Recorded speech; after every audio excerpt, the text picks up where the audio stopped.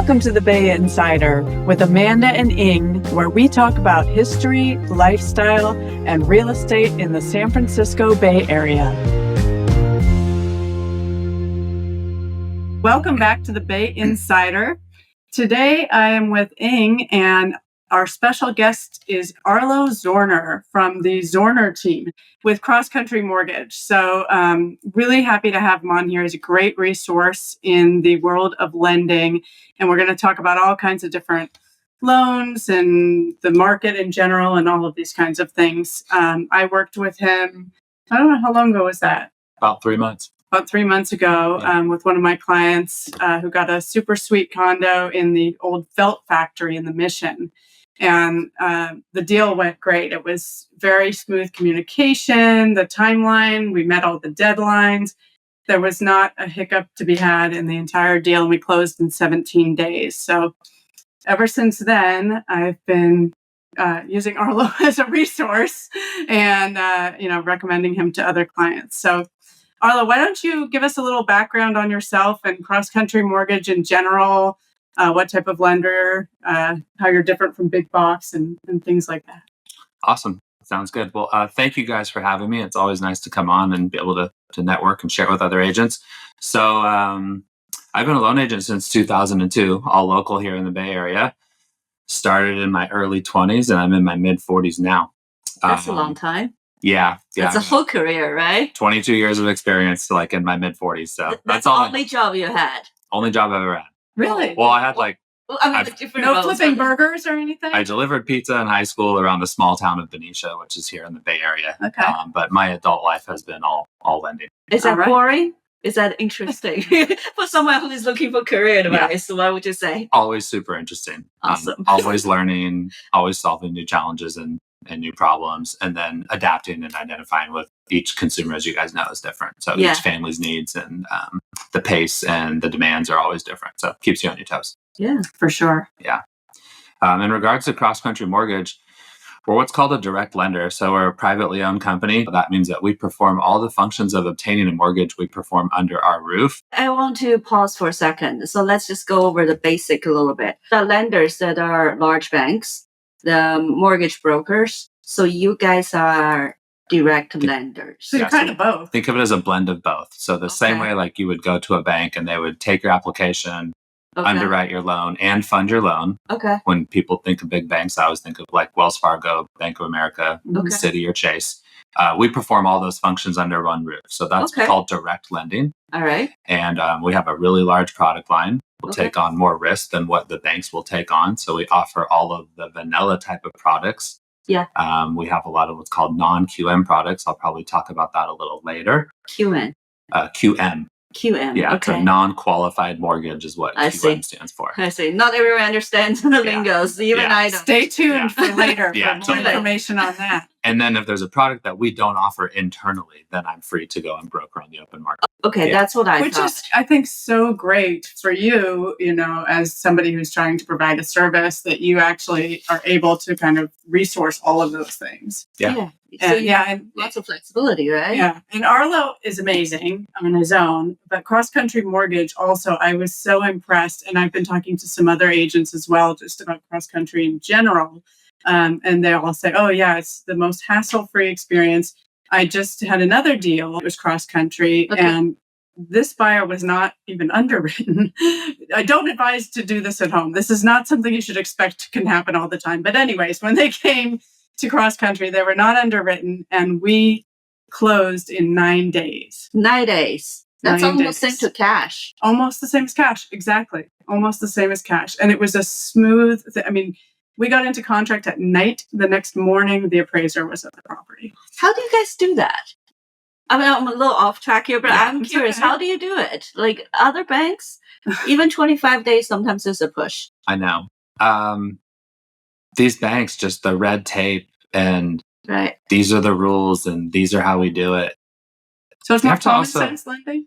Yeah, I mean, we're adhering to guidelines. So it's more common sense process. I think that's the best way of explaining it. We still have rules to adhere to for conventional loans have to meet conventional guidelines. Of course. But even within that, banks find a way to put more rules in place than actually need to be there. Yeah. And some of that's particular to underwriting, but a lot of that's particular to process. Okay. Also, the banks, their primary function is not providing mortgages. They actually care very little about mortgages. True. There's so many other things. Yeah. They're a byproduct. Yeah. Like they really want that customer relationship and to hold their assets, checking and savings and other financial items is kind of what drives the banks and profitability. Yeah. And maybe like credit cards and processing and like other services. Yeah. But their primary function is not mortgage, but my company's primary function is mortgage. So I always explain to consumers, we don't do checking and savings accounts. We don't do credit cards. We don't do car loans. Yeah. We're like highly specialized just towards the mortgage process. That makes a lot of sense. And so that's where I have adapted more to the needs of realtors and consumers to try to find some separation and provide more value than sometimes what they'll get with a large bank. That makes sense. It's very specialized. Because I remember one of the recent transactions was one of the large banks, and I don't want to name the bank, and you can guess there are like a handful of them. Yeah. But we were fully underrated, but the underwriters will keep on stopping us. Yeah. And just check a box. One more random thing.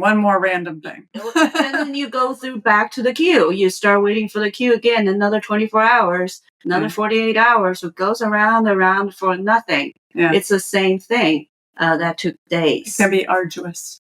Yeah, very frustrating for buyers who are in the middle of the process. Yeah. So I think, as you're saying, in the lending business, there's always something different and different needs of different people and different situations. Rarely is it boring. We would love for you to share with our listeners maybe a really especially interesting deal that you could tell us about that gives insight into what can happen in the world of lending. Yeah. So the transactions, they come in like all different shapes and sizes, I would just describe and say. One of the more interesting ones that I had was lady inherited a home from her grandmother had passed away. She inherited a home with a reverse mortgage, needed to pay off the reverse mortgage and put permanent financing in place. Right. There was liens on the properties that couldn't figure out how to remove them. The CEO of the Oakland Raiders was involved with placing some of these liens.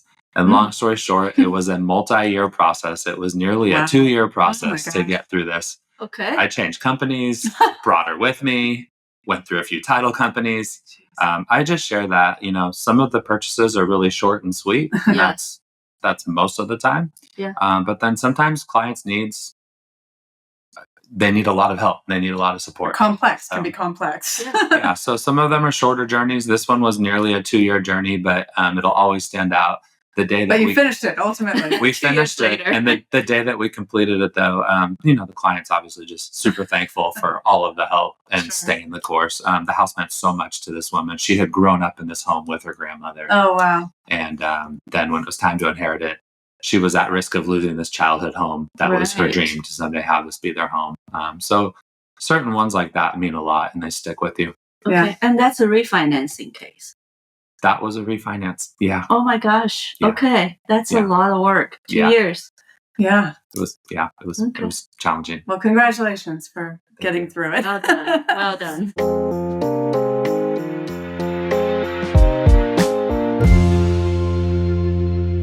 So then I think we kind of want to get into just, lending in the competitive Bay Area market and the things that are important to know, as real estate agents, one of the first conversations that we have with buyers is, here, you need to get your ducks in a row. Let me introduce you to a lender if they're not already working with somebody, or, saying if they are working with somebody and we know it's not a good fit, giving other recommendations. But then we send them over to you. And then, one of the things that you do is you give them a letter that they can use when they write an offer. So there's, pre-qualification, pre-approval, fully underwritten. What are the differences there?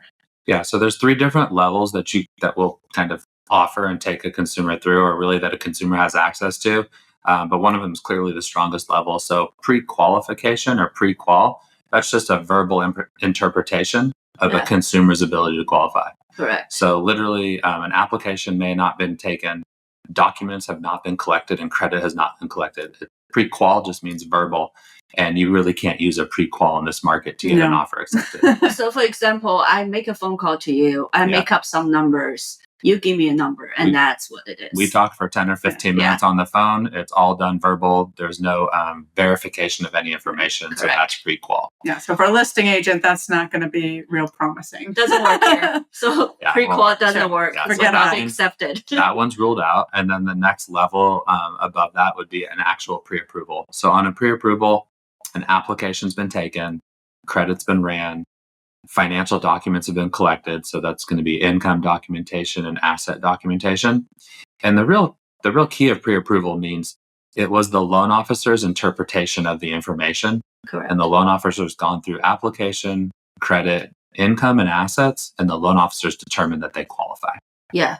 So, but it hasn't gone through underwriting. So that's the difference. Yeah. Okay. So that's the difference. So the challenge within that is, as much as I would love to have that control, I'm not the one who gets to push the button at the end and say, you are physically getting your loan and I am funding your loan. Right. So think of that as being done by the banks and by underwriters. And so that moves us into that third and final stage, which is the strongest stage.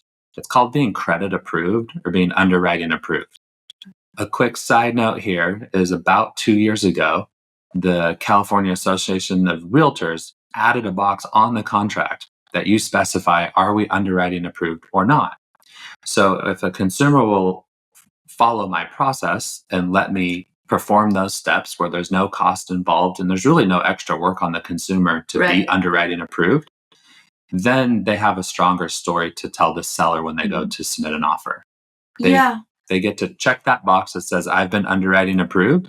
Okay. And it takes some uncertainty out, because at that point, underwriting are the people who physically say, we're going to complete the loan and fund the loan. Right. And so then they've looked at the consumer's package before that consumer is actually submitting an offer on a property, putting them in the strongest position for acceptance. Yeah. So basically, I mean, everything is checked out other than the property. So like if you have a condo, you still have to approve the HOA and all of those things. But so I have a couple questions before we move on.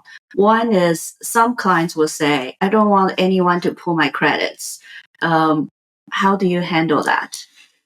For the first 18 or 19 years of being a loan officer, one way, and in the last 24 months, a different way.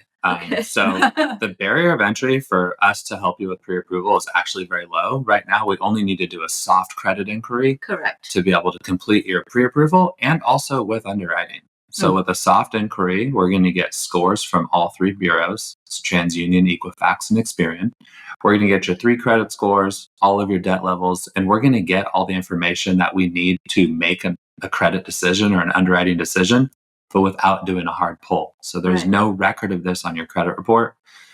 So when I meet with a consumer and we start pre-approval, that may be January and the start of the year, with a lot of consumers, or through the holidays, getting started on New Year goals. Yeah. And one of those goals is home ownership. Correct. Well, they may not be in contract or complete their purchase until fall of that year. Right. But if I haven't had to do a hard pull in the very beginning, we wait until they're actually in contract to do that actual credit pull. So the barrier of entry on pre-approval doesn't involve a hard pull. And you're saying that before 24 months ago it did? Is that what you're saying? Yeah. Historically speaking, when I would meet with somebody to start, I was going to be running credit in order to be able to do pre-approval. That's what I thought. Okay, so that's 24 months. So it's better now. It's easier on the consumer, because if a consumer takes 10 months to complete their home buying journey from like very first conversation till the day they're getting keys, they're not having a hard inquiry done right in the beginning.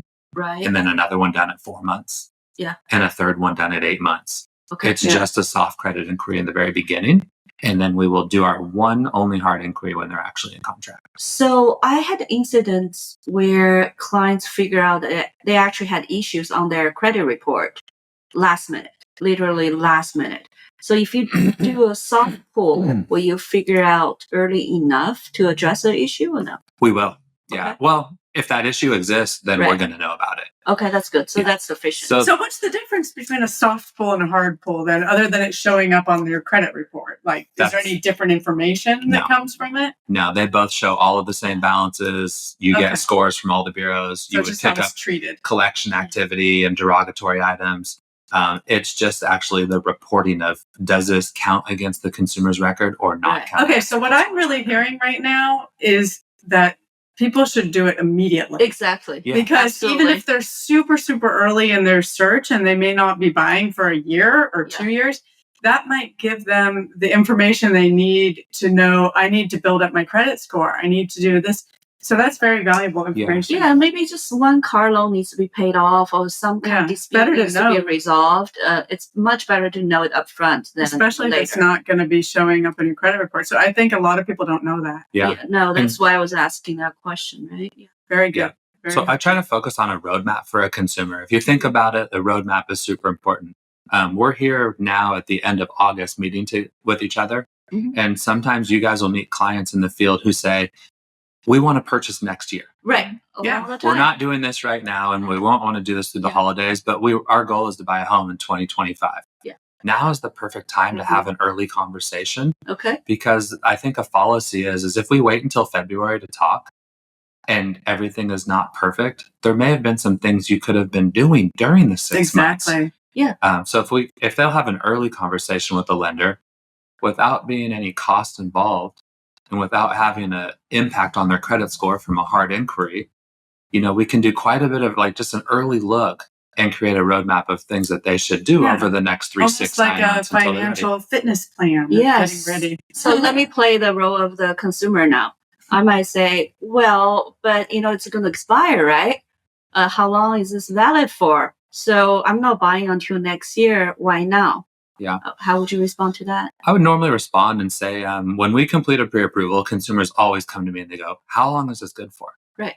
And so certain documents expire at different durations, but just because 4 months has gone by and I need to get new pay stubs or new bank statements, that to me, that doesn't mean you're no longer pre-approved. That's getting a couple pay stubs is not redoing the whole entire pre-approval process. Yeah. So the best real world answer that consumers can latch onto is, typically speaking, when you're pre-approved, if your income and job stays the same, Mm-hmm. your credit scores and your debt levels stay the same, Mm-hmm. and then your access to the money for the down payment stay the same, you should picture yourself as being pre-approved indefinitely.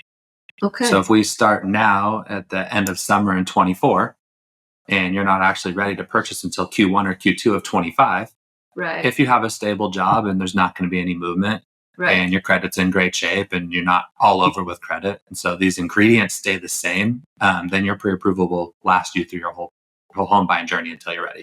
Yeah, you just need to update minor documents. But then we've determined it's a good idea to talk to a lender sooner rather than later, especially now that since the last 24 months, we've had this soft pull thing. So that's good.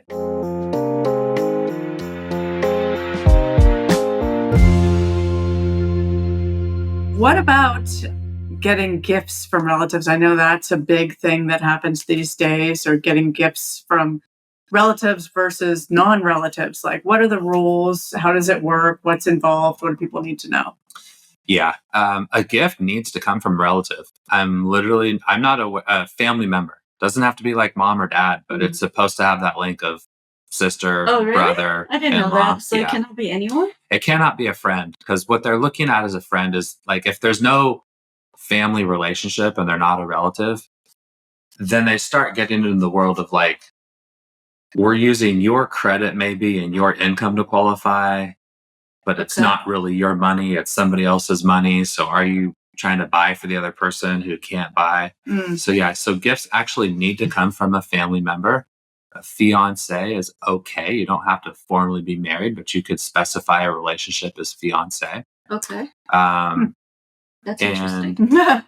yeah, and the levels of documentation used to have to go a little farther, but right now, typical kind of coaching or counsel for gifts is, let's have our plan of what the gift's going to be, because I need to help you plan how much for your down payment, how much are your closing costs, and how much money is needed altogether to complete your purchase. Right. And then the easiest process is to have that family member send the gift directly to the title company once the client's in transaction. That allows the person who's giving the gift to keep their assets there for most of the journey, continue to maybe earn interest on those assets or have the assets grow in the market. And sometimes, like, a parent is giving a child You're going to buy it for $600,000 and put 20% down, and we're going to give you a gift for 20% down. Well, they may not want to like put $120,000 in the child's bank account really early in the process. That's what I was going to say. It might take a year or two. Yeah. So they can leave those assets invested and continue to grow or earn interest, and then do the transfer directly to title through closing. But then you need to do a gift letter, right? I mean, that's part of the process. We provide a gift letter. Yeah, there's like standardized forms for gift letters. So clients sometimes are like, yeah, we'll write you a letter for the gift. Like, you don't need to. We'll provide you one. The gift letters have to contain a property address. Right. They have a loan number on them. Usually very early during pre-approval, those things aren't known. We don't know what the address is going to be. Correct. And we may not. Sometimes the gift is fixed, but sometimes we're putting down 20%. Well, you don't know if the client's going to buy it 700, 800, or 900. So that amount may not be final early. Right. So the one thing around a gift that I'll help people with is as you guys know, when you submit an offer, we're normally going to want to show what's called proof of funds to the seller. Right. For people listening, proof of funds means a home's listed and they receive 4 to 6 offers. And before they're willing to say yes to one person's offer, they want to make sure that, the large amount of money they say they're going to put down, they actually have. So the gift documentation is easy. I don't have as much to do on my side as a lender, but when there's going to be a gift, we'll normally want to get a screenshot from the person who's sending the gift. Right. We'll remove personal information like account numbers and address. But documenting that gift in that way may be needed to help them submit the offer. Yeah. So the other thing I wanted to say about proof of funds, so that's always been kind of an interesting area where, of course, if you're having an all cash offer, they want to see proof of funds. They want to know you have the money to do it. Must. When it is a, say, fully underwritten pre-approval, one would assume that the lender knows that this buyer has proof of funds for the down payment. And so would you, rather than, because I do this sometimes, I've submitted offers where we black out the account numbers and get all the money that's for the down payment and submit that along with the written pre-approval. Yeah. But can you do like a letter that says these people have proof of funds for the down payment in the amount of blah, blah, blah. We say this is so. Yeah. If the consumer's I've seen that. Yeah. If the consumer's doing their own down payment, I mean, most of the time they're doing their own down payment. So if the consumer's doing their own down payment and I've verified all their assets, then we can absolutely You'll write a letter like that. But if a consumer's purchasing at $1 million and putting down 20%, and that 20% is coming from their parents as a gift, and I'm not required to get the parents' bank statements and actually get into their bank statements, which we're not anymore. This used to be a little bit more intrusive, where we would need to get copies of the gift owner's bank statements. But right now I'm not required to. So if the consumer has their own assets and we verified them, then yes on the letter. Okay. If the consumer's getting a gift for the down payment, then we may want to just get a screenshot from where those funds are coming so that we can appease the seller that way. So I remember the money used to need to be seasoned for, 2 months. So has the rule changed? What is the most current rule right now? Yeah. Seasoning is more of like, think of seasoning as a term where money's coming from physical cash that normally wouldn't be able to be used. Right. But you're going to deposit cash into your bank account now on the first of the month today.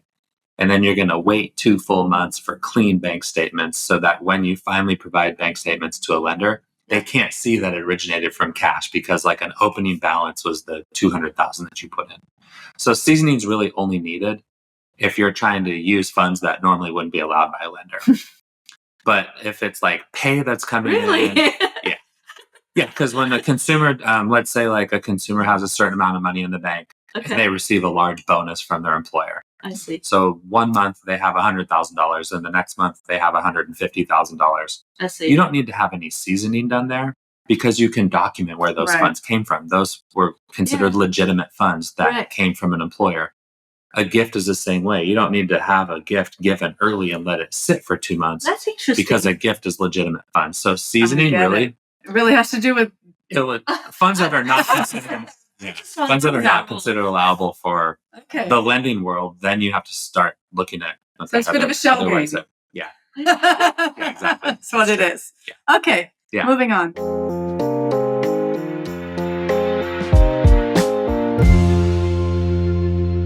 All right, so obviously, we're in the Bay Area. It's a very competitive market for sure. And I would say 25 to 40% of sales are all cash. We debate over that number. Over the number, yeah. I've run lots of reports in particular areas when I'm trying to see, and it's usually around 30%, but it fluctuates, of course. Sure.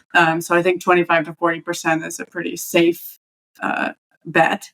How do you get competitive with the cash offers? Obviously, we help them create that, but as a lender, what can you do to make the approval and the loan process as competitive with cash as possible?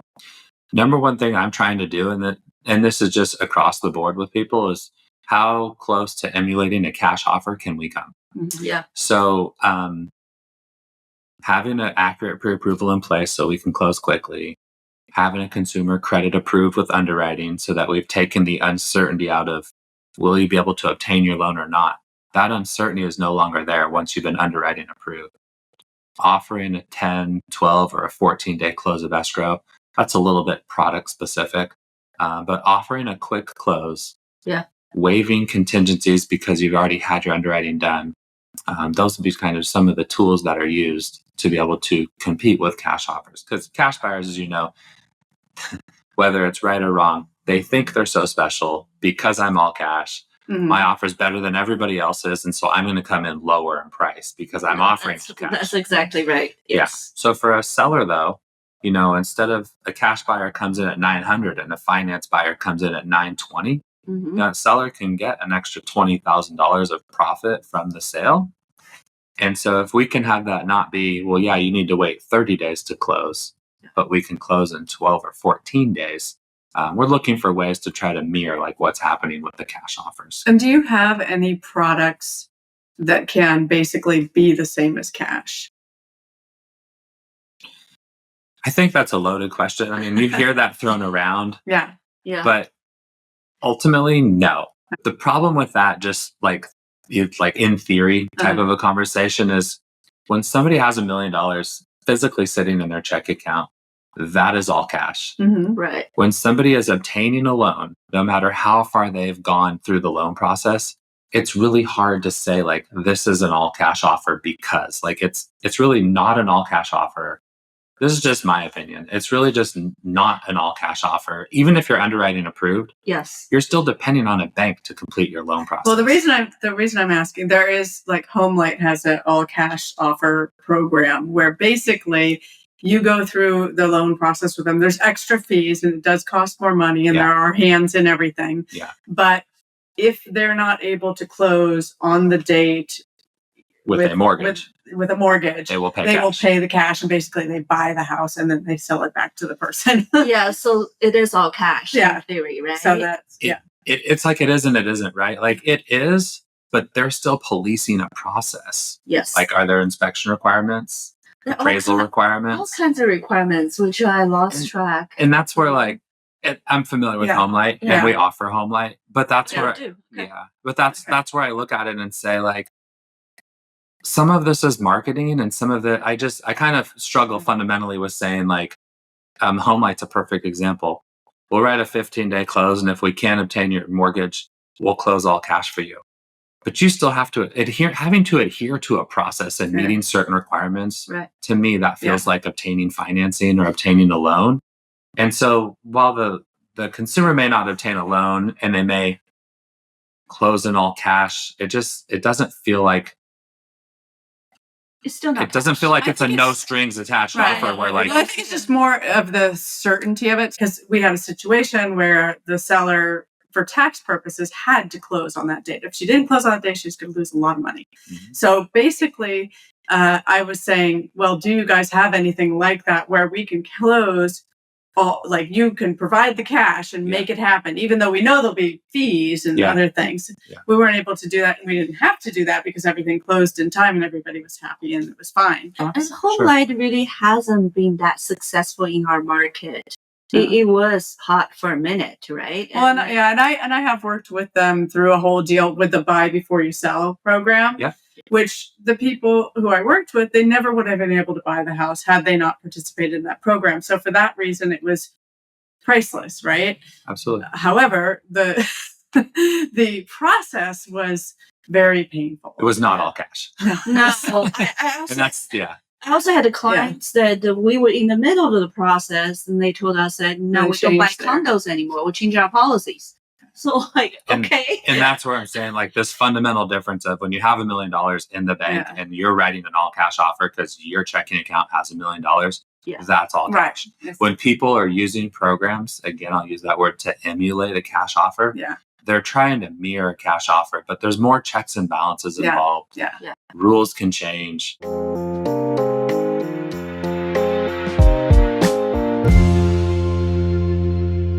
Buy before you sell. There's a variety of ways that I help consumers with buy before you sell. And buy before you sell is very important in our market with limited inventory. Because consumers don't want to go, quote unquote, homeless and sell one property today, not knowing when they will find the replacement property. This is actually the perfect segue into the next question I was going to ask you about with the types of loans and different types of things you can go. So tell us what you can do for those people.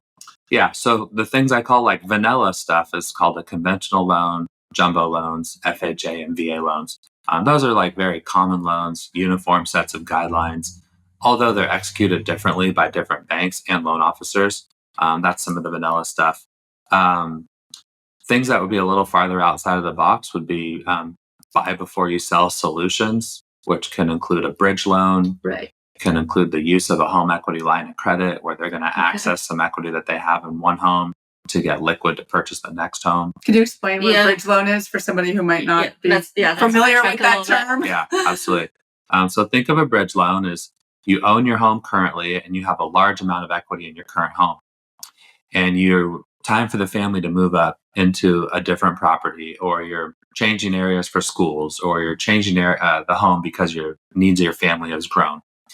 And so a bridge loan allows you to access the equity you have in your current property and use that equity as a down payment on your new property without actually having to sell your home first. So we would pre-approve somebody for a bridge loan. They would sit back. Maybe this is 4 months goes by. We complete pre-approval. They're out looking for homes. The family's not displaced from their current home. They get to stay there where they already live, already comfortable. All the stuff is there. But then when they find a new property they want to purchase, they can get access to that equity that's in their current home and be able to actually close on the new home and have not been required to sell their current home first. They turn around and sell their current home afterwards. So a couple questions here.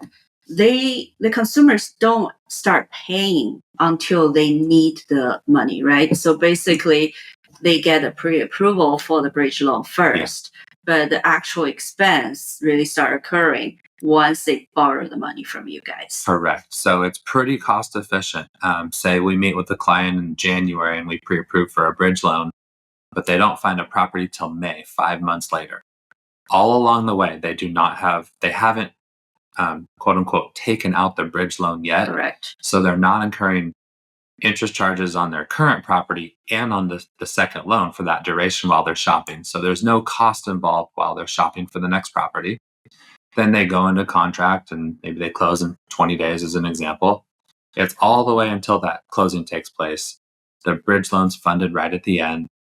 That's when they start incurring the interest. Some of my bridge loan products, you will make payments while the loan's outstanding, and some of them are what's called interest deferred, which means they don't actually have to make payments on the bridge loan ever until the bridge loan is paid off. Okay. And generally, bridge loan has a duration, right? 6 months, 12 months? 6 months is most common. Okay. I don't see very many of them less than 6 months. Right. Most of them are 6 months with options to extend another 6 months. Okay. And the interest rate on the bridge loan generally is? About 10 to 12%. Okay. So the interest rate is definitely higher. There's a cost for being able to do that. But there's also a convenience factor that the consumer has. Again, like that consumer has to be faced with. You could also make some arguments that with the bridge loan, what allows them to do is stay in their current home, move to the next property without having sold their current home. Then the family physically leaves. It allows you guys to work your magic and properly prepare for a higher price. Prepare a property and stage a property.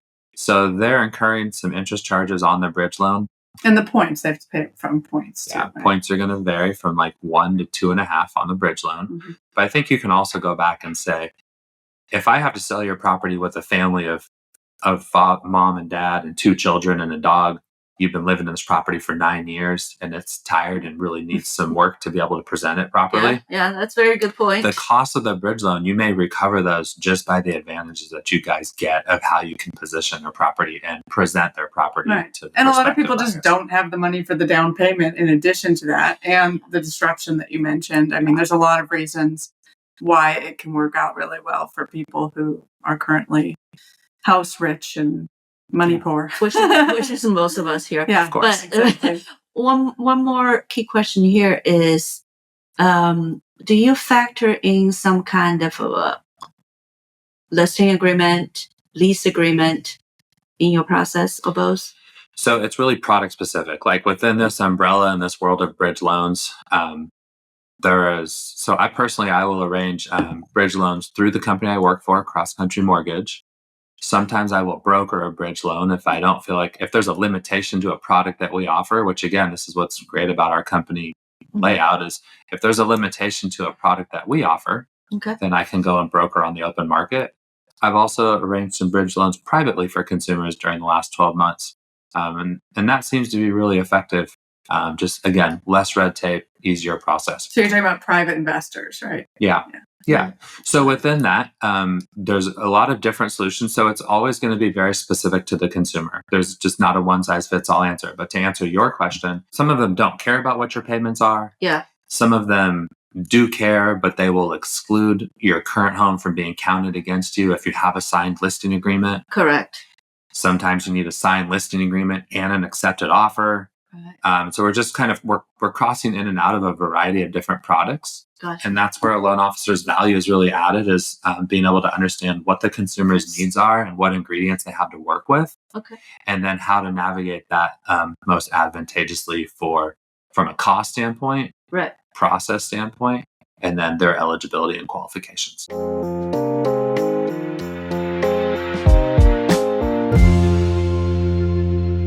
So I want to know, there's a few other types of loans that I just want to touch on. So first-time buyer programs, how are those right now? Do you offer certain ones or participate in, city ones, or, whatever's available through the county or state? Yeah. So there's no, on a federal level right now, there's nothing done at a federal level that's just global across the whole United States. So if you start to break it down, there's some programs that are particular to California. I've been using Cal HFA would be one that obviously comes to mind. They have been around for 20 years or longer since I've been doing loans, but they've been around longer, I guess. So I'm using some state-based programs. There's some city-based programs. Cross Country Mortgage has some first-time buyer programs that we offer, really just in regards to like maybe a grant that we will give a first-time buyer. And then when I start to break these down for the consumer, there's types of assistance that needs to be repaid. So I kind of describe that as, I'm calling this a loan, because if they're going to give you money to help you complete a purchase, but you have to repay that money, we should think of that as a loan. There's also a grant does not need to be repaid. So I'm typically thinking of that as truly free money that's being given to you because it doesn't need to be repaid. Okay. So yeah, they ebb and flow. The different organizations that offer them, some are very consistent and always have funding, and some of them have a certain amount of funding, and then when the funding runs out, program is offline for a few months, they receive more funding, the program will come back online. So I've been doing down payment assistance loans for nearly the whole time that I've been a loan agent. And again, it's just very individualized. Yeah, and I assume that's something if we send a buyer to you and say, hey, this first-time home buyer, talk to Arlo, he can give you an idea of what different programs are available to you based on your specific situation. Yeah. And like sometimes a consumer will come to me and say, hey, like I'm looking to purchase my first home. Here's my assets. And I have $40,000 in checking and $50,000 in retirement so far. Just because they have that money, I'm still going to look at down payment assistance programs, because if I cannot use the assets that they have and let them continue to invest that money, reserves is a really important thing. Looking at down payment assistance, it's very individualized to like the consumer's profile and what ingredients they have. And also, like, what are the extra costs for this? Should I be using down payment assistance to cover a down payment when I technically can? Then we're going to start unraveling what are interest rate differences, what are cost differences, does this money need to be repaid, and if so, what is the interest charge, and it doesn't make sense. So there's a lot to look at. It's and some of these programs, they also take part in any price appreciation, right?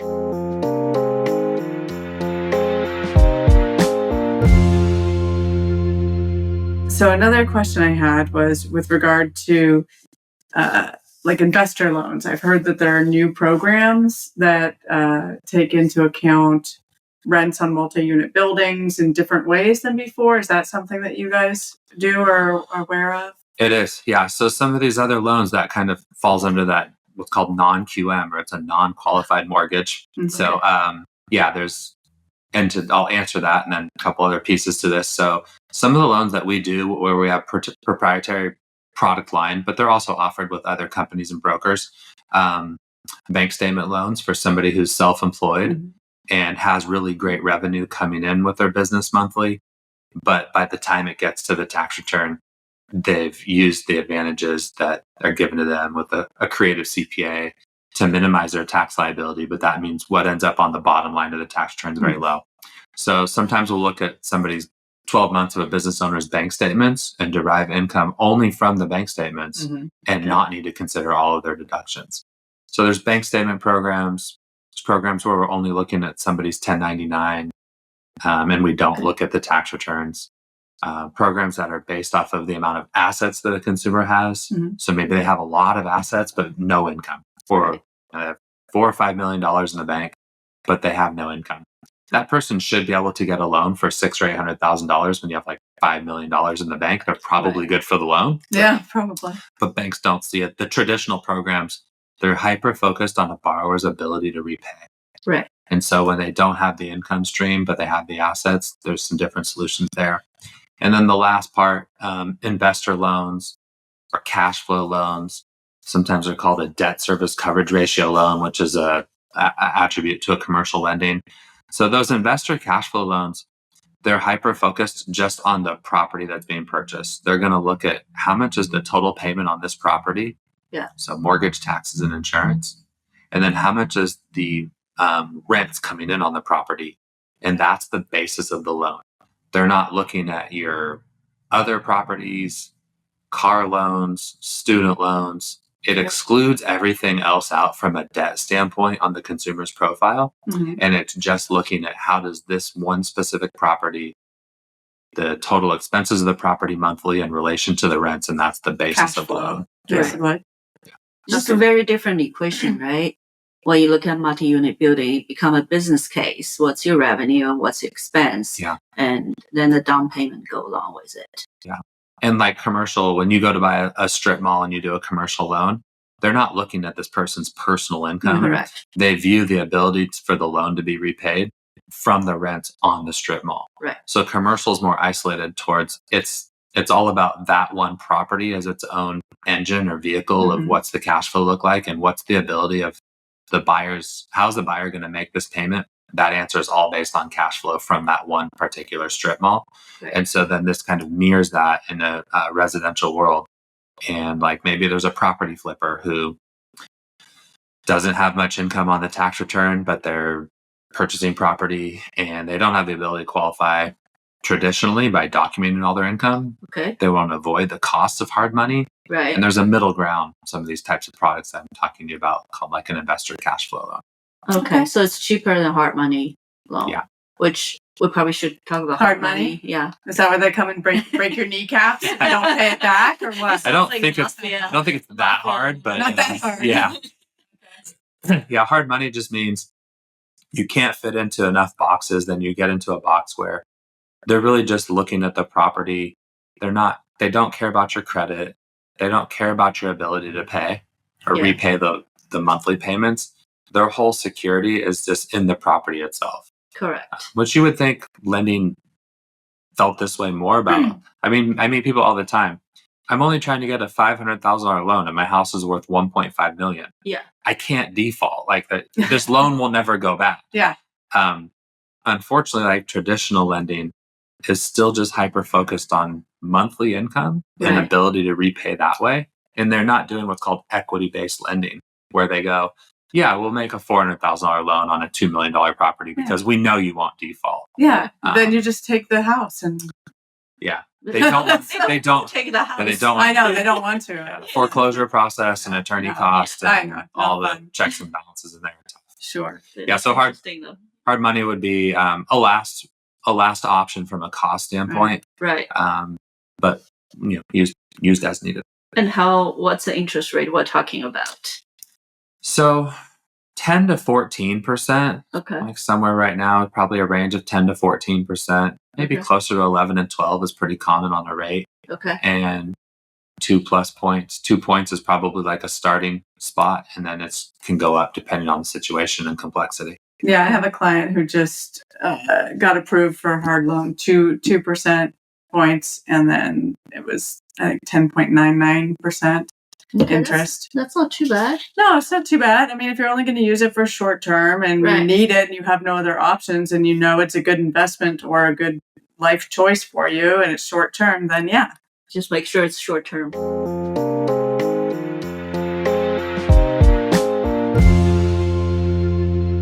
In terms of things that can go wrong, I said the thing about getting the money back into a 401k where your taxes can go. I mean, they always tell you don't take your money out of 401k, especially if you're under 55, right? Because there's a 10% penalty on top of all the taxes that you have to pay, right? Because it looks at whatever you've taken out of the account as income for that year.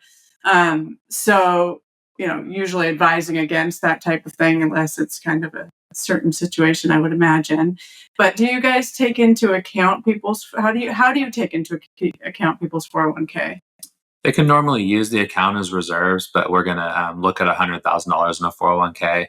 And some programs, oddly, will actually give them credit as having $100,000 of reserves in that situation. Many of them will look at it and say, we're going to do like what's called a markdown, and we'll count 70% of it, or we'll count 60%. They're accounting for fluctuations in the account or penalties that would be incurred from taking withdrawals. So, sure. So taking money out permanently is called a distribution. That's what triggers the taxes. Often consumers can take a loan against their employer's 401k, and that's not a distribution. That's temporarily borrowing money, so it's not triggering taxes. Unless you don't put it back in time. Yeah.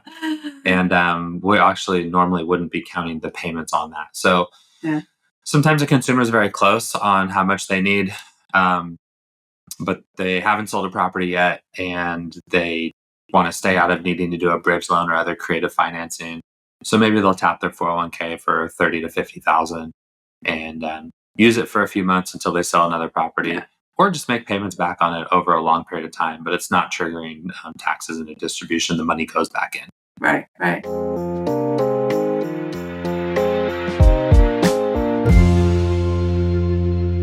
So then you can also just completely avoid the whole loan thing if you get seller financing, which is another interesting. It used to happen all the time. It was a large part of the lending situation, but then it stopped completely. And then we kind of saw it popping back up again as the rates started going back up again. That'll be the reason, right? And I recently helped clients here in Noe Valley buy a duplex.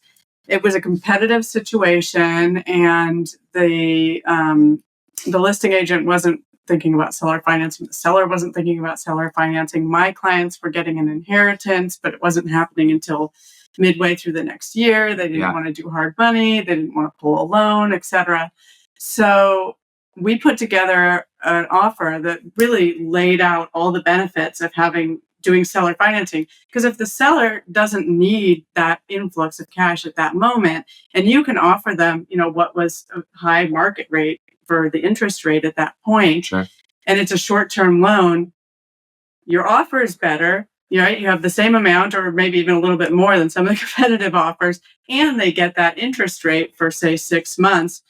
if they don't need a big influx of money, that's a win-win situation for sure. And we did that, and the seller was happy, and my clients were happy, and everything worked out in the end. But it did take some finessing and education, and we had to write up the documents.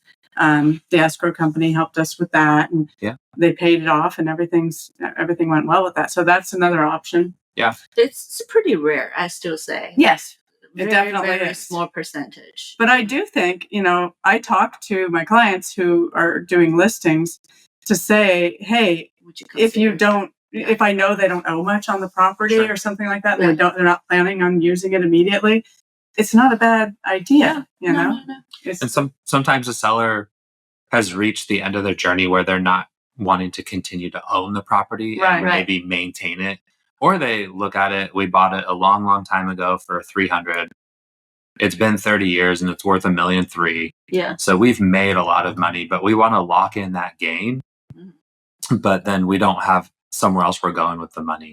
And we're actually trying to generate some income without having to manage tenants anymore and without having to maintain a property anymore.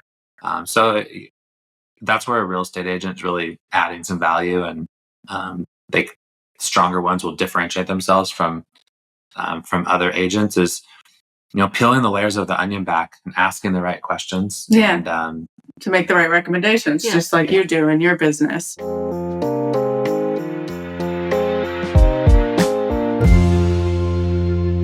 One thing, of course, we are very curious about, and everyone is curious about, and I know you don't have a crystal ball. However, interest rates, they went way up from the 2.5% low. I'd like to know kind of today, which is August 29th, kind of the general, 30-year fixed rate situation. And then your prediction to the best of your ability of where you think we're going to be at the end of the year. Yeah. So through the worst of it, looking in the pandemic, mortgage rates were between 2.5 and 3. And then inflation really started going crazy, which is not surprising based on how much money they put out there in the economy and all the stimulus. Mortgage rates rose from 3% to 7% in a period of about 4 to 5 months. Which has never happened before. Never happened before. Crazy. And it was a very difficult climate. So, So the little journey on rates, they peaked out close to 8% in October of 2023. And now we're sitting here at the end of August, and they've come down about 1.5% to nearly 2%. Since October of 2023. Currently, I think you'll find most interest rates upper 5s, low 6s. And consumers, I'm just feel like we're on the cusp of a new page is getting turned in our real estate market from the rates softening down. When consumers were having to tolerate 7.5% to 8%, that was a pretty tough pill to swallow, and rightfully so. Those carrying costs blended with today's prices was really challenging. Yeah, it was the prices with the interest rate, because this is not historically an anomaly to have that type of rate, but with the increase in price that you saw, it crazy. It did drop quite a bit though because of that. It was a perfect storm. I mean, so affordability is hands down like the number one challenge that I'm seeing. I mean, inventory supply is definitely a challenge, but equally in the conversation is affordability, because when mortgage rates were 2.5 to 3 for a couple of years, that's really what helped values be able to escalate. Values were escalating at rapid paces and getting to really high levels, but consumers' payments, when they're based off of a 2.75% loan, pretty manageable. Affordability was pretty good. But then what you have is a couple years of appreciation and values reaching some of the highest levels they have, and then borrowing costs going from 3 to 7 in a period of 4 months, but values not moving much. Affordability really got. I mean, prices did go down, but not. Prices on went par. like 10-15%, but probably not enough to justify.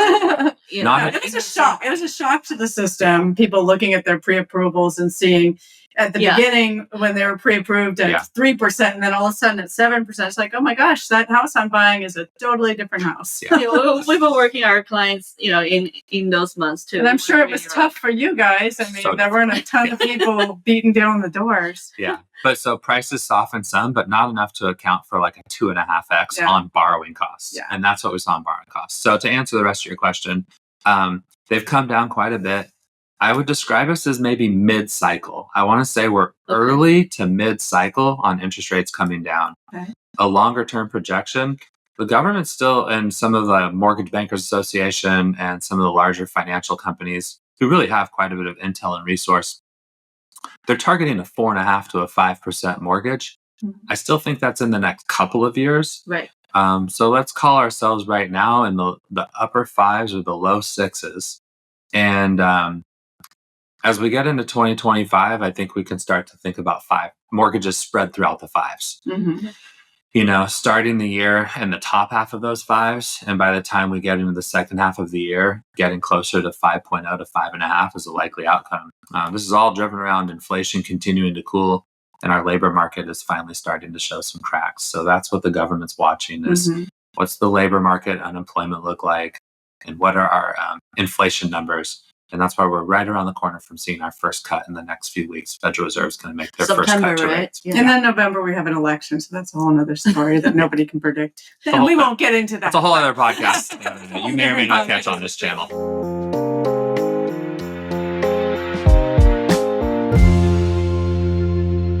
I think the other thing to know is, once you do get your loan and you're in contract, you don't want to buy a bunch of stuff, buy cars. You don't want to change your jobs. You don't want to do right? Once you're in contract, you want to kind of keep things status quo as you're going through that escrow process. Yeah, super important. One thing I always tell consumers, if you're going to, I'm not underwriting. I'm the barrier between you and underwriting. So I am on your side. And my job is to help you package information and manage the process. I know what they will and won't find. I know what's going to happen through the process. So if you have a change in pay that's coming, or if your wages are reduced, if they're going to stop paying you bonus, if you're going to stop earning overtime, if your car breaks and you need to go buy a new vehicle, please come to me and talk to me about these things so I can tell you how they will impact your pre-approval and help you get in front of them, rather than get caught off guard through the process. Through the escrow process, which is where you really don't want to get. Relate to that, I have another question about RSUs. Because in our city, a lot of people have them. And some people don't know what it is. So what are RSU? What does that stand for? Restricted stock. Restricted stock unit, yeah. And also, I'll finish one part and come back on RSUs. In routes to things to not change through the process, most consumers and maybe even realtors wouldn't know, but consumers are under a credit monitoring process while they're obtaining their loan.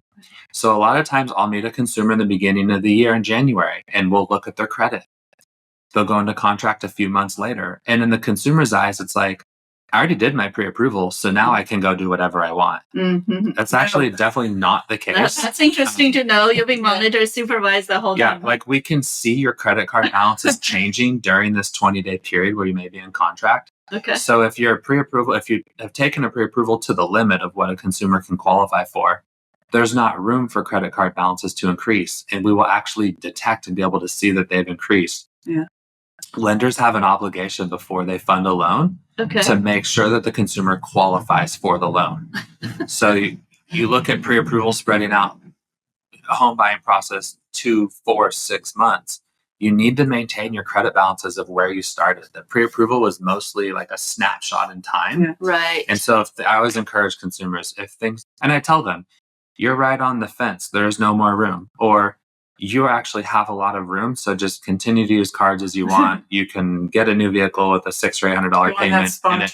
And it won't impact your sales price that we have you approved for. Or this is really tight. We need to keep an eye on it. So it's just this education that you give consumers. Sure. When you talk about earlier in the podcast, what does communication mean, and how can it help a process, or how can it hurt a process? The consumers need a lot of counsel and a lot of education. And so skill level of a loan agent and thought process and plan of the loan agent and the loan agent realtor team is super important. Very important.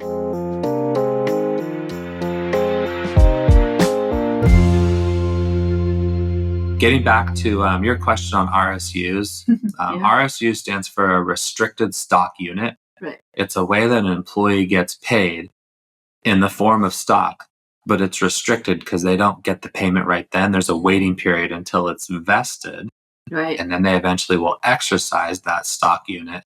And so RSUs, They're allowed. Some of the in the weeds part of it is usually you need a 2-year history of getting them, because if you have to have that income to qualify for a loan, a lender wants to see that you have had a certain amount of history of getting it. Gotcha. You can't just start getting it like, the only way I can literally make my house payment is with this restricted stock unit income. Okay. And I've been getting it for the last 30 days. Okay. There's not enough depth there for the lender to say, yeah, this is consistently going to happen. So we're looking at how long they've gotten them in the past. And then there's something called a vesting schedule. And that's when the stock units mature. Those vesting schedules typically need to go out 3 years. We want to know that, again, if you have to have this income to qualify for your loan, then we want to make sure that this income's not just going to dry up or stop 3 or 6 months after closing, because then you literally won't be able to make your payments. Okay. So how long they've been getting it, how long it's continuing, and there's some other nuances that I won't get into for the sake of the podcast.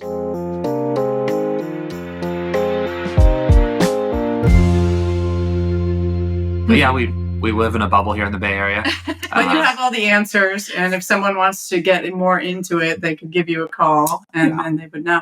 And so we're going to put all of your contact information into our show notes. So anybody who wants to contact you can do that, or they can contact us, and we can put you in contact with them, however they want to do it. Great. But I learned a lot. I think it was really educational and helpful, and it's a lot of information to digest. Even for us, yeah. Right? Yeah, no, it's really helpful.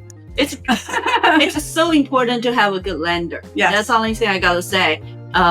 It just makes the transaction completely different. Yeah. Totally different experience. Yeah, and having worked directly with Arlo myself, I can attest to working with him being easy, great communication, and cross-country bank. Myself and colleagues have also been saying that's the one to go to right now, So there you have it. Thank you for joining us, and we will see you on the next one. Thank you. Good. Thank you guys for having me. Bye-bye.